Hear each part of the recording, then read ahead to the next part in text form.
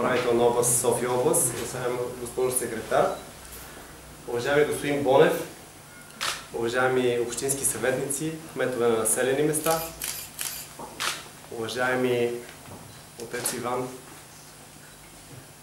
всички вие, които дойдохте и отделихте от времето си, за да покажете, че това, за което се борихме последните месеци, а именно вашето доверие, е много важно за нас.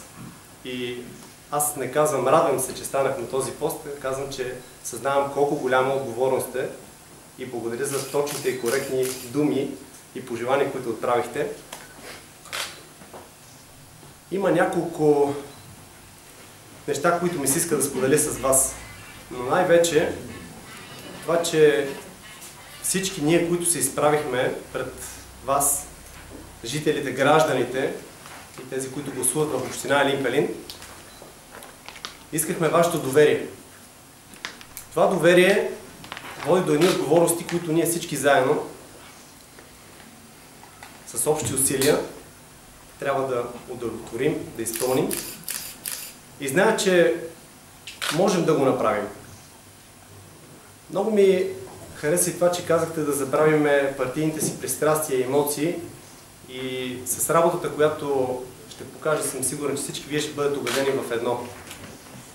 Лозунга, който издигнахме, обединявай и управлявай с силните страни, прозрачно, ще бъде нашия модел на работа и вярвам, че следващите избори, когато и да са те, всички ние, които се бориме за общественото доверие отново, ще бъдем в една благоприятна среда, в една среда, където морала, образованието, положителните качества ще бъдат тези, които водят и определят нашите отношения.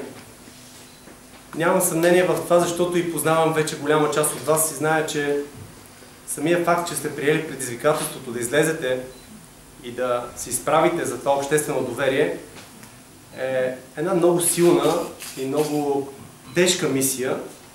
И много добре съзнавам, че тази отговорност е не само тежка, но и създава един дискомфорт и в личен, и в семейен формат.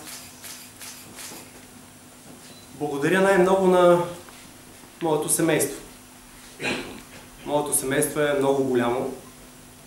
Това са всички тези, които извървяха пътя с мен, всички тези, които бяха през целия ми живот, не само на изборите. Благодаря и на всички други избиратели, които са подкрепили нашите опоненти, защото те вярват и виждат качествата, които съм сигурен, че аз ще открия в бъдещите ни съвместни дейности. Пожелавам си само едно. Да сме здрави, да изпълним това, което сме издигнали като лозунги и Господ да е с нас и да ни дава благоденствие. Амин. Амин.